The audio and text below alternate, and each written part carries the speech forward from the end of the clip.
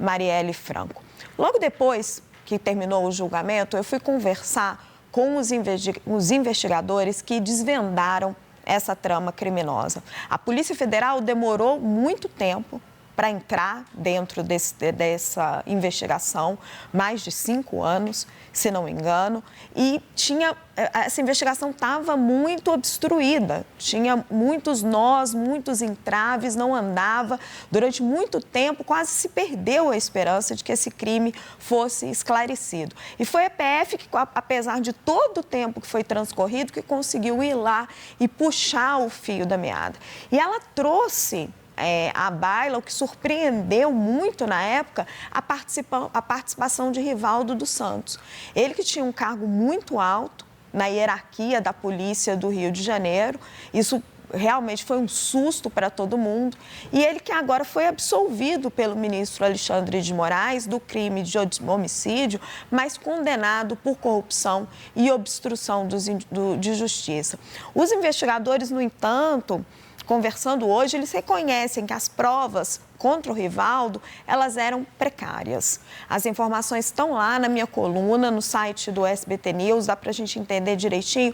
De acordo com os investigadores que desvendaram o caso Marielle, as provas de participação prévia do delegado Rivaldo no homicídio da vereadora Marielle Franco, elas estavam precárias. A Polícia Federal acreditava que ela conseguiria demonstrar a adesão do Rivaldo ao crime por toda a cronologia dos fatos e pela notória obstrução que o Rivaldo fazia. Eram muitas provas, gente, que o Rivaldo estava obstruindo a investigação sistematicamente, mas faltava um link direto dele com o crime previamente, de que ele sabia previamente que Marielle ia ser morta. Não que ele tenha obstruído a participação dos irmãos Brazão e tenha tentado protegê-los, isso está comprovado, mas faltava este link. A decisão do ministro Alexandre de Moraes, portanto, o relator do caso, foi nesse sentido, que sobram provas de obstrução de justiça, mas falta essa prova cabal de que ele tinha conhecimento prévio de que o homicídio seria praticado. Então, como eu estou contando para vocês, a PF foi a principal responsável por resolver essa trama, mas só entrou no caso 5 anos depois do crime, em fevereiro de 2023. Foi ela que revelou a participação do delegado no esquema criminoso. Os investigadores, na opinião deles, que tiveram que aí lutar com tudo que o tempo apagou de evidências desse crime durante os 5 anos que decorreram, enquanto o Rivaldo apagava as provas, disseram para mim que o Supremo Tribunal Federal hoje fez justiça ao condenar os irmãos Chiquinho e Domingos Brazão pelo assassinato de Marielle Franco. Eu queria dar uma olhadinha com vocês, deixa eu só deixar meu celular aqui para ir com vocês para o telão, nas penas de cada réu.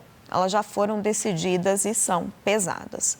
Domingos Brazão foi condenado por 3 crimes. Duplo homicídio, por conta das mortes de Marielle e Anderson. Homicídio tentado contra Fernanda Chaves, a assessora de Marielle Franco, que estava no carro no momento dos disparos. Eu acho que ninguém vai esquecer, do carro da Marielle Franco totalmente furado, cravado de balas, e organização criminosa. A pena total imposta será de 76 anos e 7 meses de prisão, além de 200 dias de multa. As penas impostas para Domingos Brazão foram exatamente as mesmas do que para seu irmão, Chiquinho Brazão. Já para o ex-chefe da Polícia do Rio de Janeiro, Rivaldo Barbosa, por conta dessa diferença que eu estava explicando para vocês, não ficou provado que ele estava envolvido previamente no homicídio, a pena total ficou em 18 anos de prisão, mais 36 dias de multa. Neste caso, por quê? Porque ele foi condenado apenas, entre aspas, por obstrução de justiça e corrupção passiva. Um outro réu, Ronald Alves, foi condenado pelos homicídios cometidos contra Marielle e Anderson e pela tentativa de homicídio contra a assessora Fernanda Chaves. A pena de Ronald ficou em 56 anos de prisão.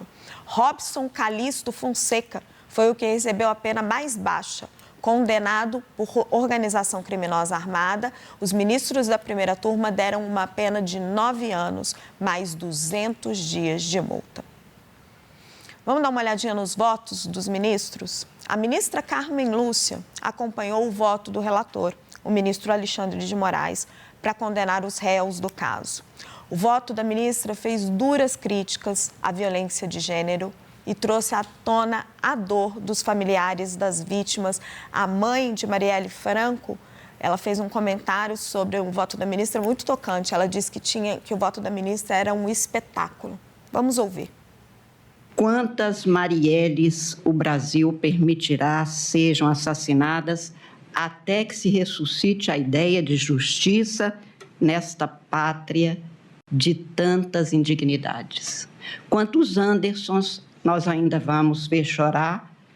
Quantas Luiaras, Arthur vão ficar órfãos para que o Brasil resolva que isto não pode continuar e que esse Estado de Direito não é retórica? Numa quinta-feira, 15 de março de 2018, o senhor ministro-presidente Edson Fachin, ministro Alexandre, haverão de se lembrar, o ministro Flávio Dino e o ministro Cristiano Zanin ainda não compunham esta casa. Eu estava na presidência do Supremo Tribunal Federal e comecei a sessão dizendo que eu não sabia como começaria aquela sessão por causa da dona Marinette. E jamais pensei que 8 anos depois estivesse eu a julgar este caso. Este processo, como eu já comentei com alguns, tem me feito muito mal espiritualmente, muito mal psicologicamente, muito mal até fisicamente nessas últimas semanas, que eu leio e releio e assisto documentos e assisto vídeos sobre tudo que se passou. Para quem tem a minha fé, ministro Flávio Dino e eu, Mater Dolorosa não é uma imagem. É o mais profundo e humano símbolo de dor imposta pelo cruente deslimite que uma pessoa pode impor a outra. Eu aprendi que se pode arrancar a alma de um ser humano sem lhe rasgar as carnes. O assassinato de um filho, de uma filha, é bem a amostragem disso. O cordão umbilical que se desata no parto aqui é estilhaçado por um sicário de ódio desmedido, de ganância insaciável, de um descaso humano sem limites. O assassinato de um filho é a dor maior, né? Diz a ministra. A gente não pode discordar. Durante o voto, o ministro Alexandre de Moraes descartou a participação do ex-chefe da Polícia Civil do Rio de Janeiro, Rivaldo Barbosa, no homicídio de Marielle Franco e Anderson Gomes. A gente está explicando isso para vocês. Porém, Moraes afirmou que, neste caso, há provas, muitas. Eu me lembro, cobri esse caso, observei todo esse caso para obstrução de justiça. Entendo que não há prova específica de que Rivaldo Barbosa de Araújo Júnior tenha participado dos homicídios. Eu não tenho nenhuma dúvida, pela prova dos autos, que Rivaldo Barbosa de Araújo Júnior, tanto como chefe da Delegacia de Homicídios, como chefe da Polícia Civil, recebia propina, ou seja, ele estava na folha de pagamento de várias milícias, entre elas dos irmãos Brazão. Não tenho, como vou demonstrar na sequência, nenhuma dúvida que ele direcionou, como disse o próprio colaborador, ele virou os canhões para outro lado, exatamente para tentar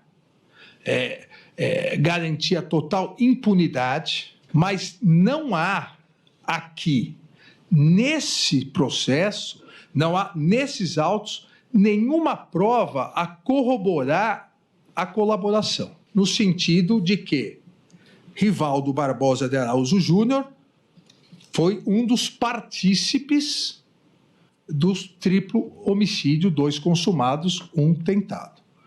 Porém, a farta prova, e aqui, presidente, ministra Carmen, ministro Zanin, a farta prova de fatos descritos na denúncia que indicam uma específica obstrução à justiça e corrupção passiva.